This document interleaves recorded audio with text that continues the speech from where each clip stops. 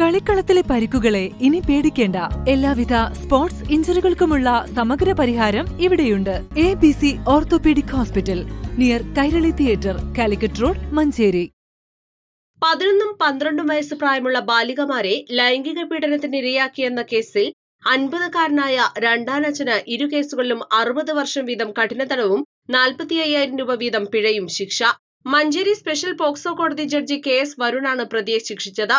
ഭർത്താവ് ഉപേക്ഷിച്ച 5 കുട്ടികളുടെ മാതാവായ യുവതിയോടൊപ്പം കൊണ്ടോട്ടി പോലീസ് സ്റ്റേഷൻ പരിധിയിലെ വാടക വീട്ടിൽ താമസിച്ചു വരികയായിരുന്നു പ്രതി. 2025 വേനലവധിയിൽ വീട്ടിലെത്തിയ കുട്ടികളെയും കൊണ്ട് മൂത്ത സഹോദരി കോഴിക്കോട് ബീച്ച് കാണാൻ പോവുകയും ഇവിടെ വെച്ച് കുട്ടികൾ പീഡന വിവരം സഹോദരിയെ അറിയിക്കുകയുമായിരുന്നു. തുടർന്നാണ് കൊണ്ടോട്ടി പോലീസിൽ പരാതി നൽകുന്നത്. കൊണ്ടോട്ടി പോലീസ് ഇൻസ്പെക്ടറായിരുന്ന PM ഷമീറാണ് കേസ് രജിസ്റ്റർ ചെയ്തതും അന്വേഷണം നടത്തി പ്രതിയെ അറസ്റ്റ് ചെയ്തതും കോടതിയിൽ കുറ്റപത്രം സമർപ്പിച്ചതും. പോക്സോ ആക്ടിലെ 3 വകുപ്പുകളിലാണ് ശിക്ഷ. ഓരോ വകുപ്പിലും 20 വർഷം വീതം കഠിന തടവും 15,000 രൂപ വീതം പിഴയടയ്ക്കുകയും വേണം. പിഴയടച്ചില്ലെങ്കിൽ ഓരോ വകുപ്പിലും 3 മാസം വീതം അധിക തടവും അനുഭവിക്കണം. ഇതേ ശിക്ഷ തന്നെയാണ് രണ്ടാമത്തെ കേസിലും കോടതി വിധിച്ചത്. പ്രതി പിഴയടയ്ക്കുന്ന പക്ഷം തുക അതാത് അതിജീവിതമാർക്ക് നൽകണമെന്നും കോടതി വിധിച്ചു.